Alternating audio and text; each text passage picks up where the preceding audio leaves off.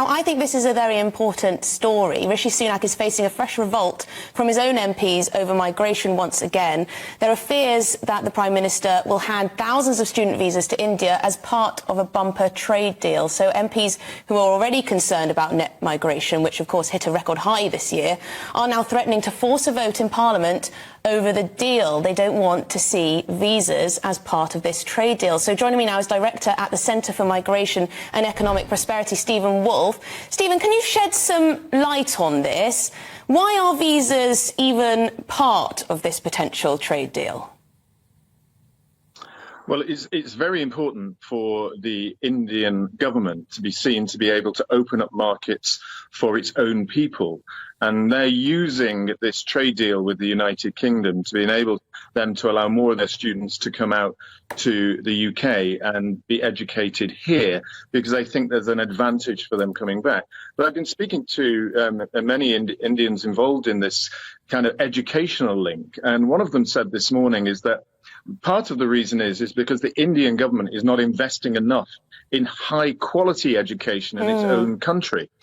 And secondly, there is a real stigma for those who are not at the top end of the universities in India, not being able to get jobs. And therefore, if their students are being educated in the UK, they feel that they can get their own jobs back there much more easily. And so it's a dual success story for India, or the Indian government, if they're able to get this deal through.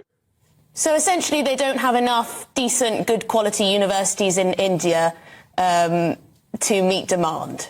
That's the issue here for India.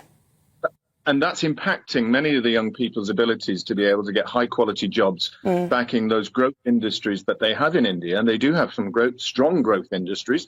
They've got some growth sectors, but they don't feel that from the universities they're going to, they're being looked upon as favorably. So therefore, for them, their view is let's get educated abroad.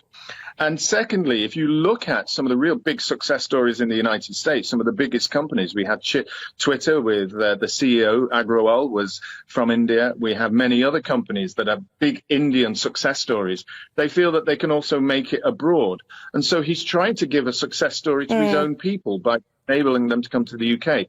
The question the UK has to ask is, what is the big benefit for us in accepting the large numbers, bearing in mind that this year the Indian students coming to the UK was the largest sector of foreign students coming here? Well, this is the thing. It seems like we've already signed up to this deal when it comes to free movement, or at least more movement of Indians to this country, because I'm just looking at the statistics here. Total of 142,848 study visas were granted to India last year. That was an increase of 50% on the year before. So we're already giving out visas willy-nilly when it comes to study visas. So I can't imagine how many more we could possibly offer.